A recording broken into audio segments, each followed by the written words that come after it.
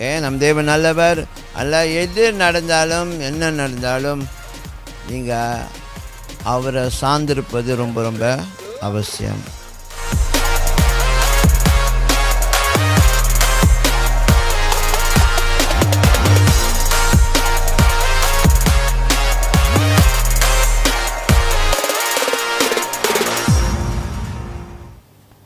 கர்த்தர் நல்லவர். ஆமென். நம் தேவன் நல்லவர். நம் தேவன் நல்லவர், எப்போதுமே நல்லவர்.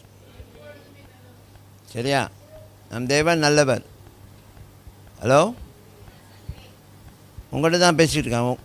நம் தேவன் நல்லவர். நம் தேவன் நல்லவர். அல்ல எது நடந்தாலும் என்ன நடந்தாலும் நீங்கள் அவரை சார்ந்திருப்பது ரொம்ப ரொம்ப அவசியம். ஆமென். அவர் மறந்துடாதீங்க, திரியேக குடும்பம் நம்மளோட பயணம் பண்ணுறதுனால நம்ம யாவரும் தனியாக பயணம் செய்யலை. வேதத்தில் இன்னொரு வார்த்தை இருக்குது, நாம் யாவரும் திக்கட்டவர்கள் அல்ல, அனாதைகள் அல்ல.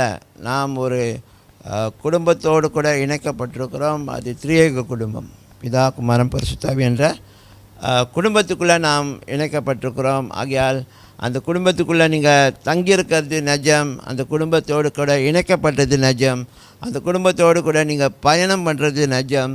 நீங்கள் உணர்றீங்களோ இல்லையோ அது விஷயம் இல்லை. இப்போ நிறையா பேருக்கு உணரணும், நம்ம ஃபீல் பண்ணோம் அப்படின்னு.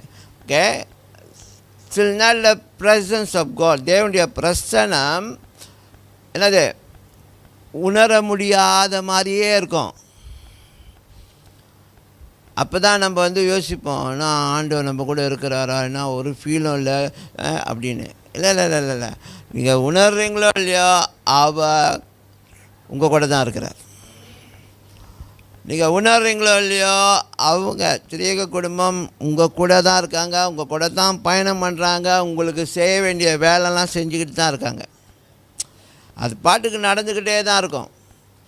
அதனால் ஃபீல் பண்ணல அப்படின்னு சொல்லி ஆண்டவர் இல்லை ஆண்டவர் என் கூட இல்லை அப்படின்னு சொல்லி ஒருபொழுதும் நீங்கள் அப்படிப்பட்ட எண்ணத்தை அனுமதிக்காதீங்க.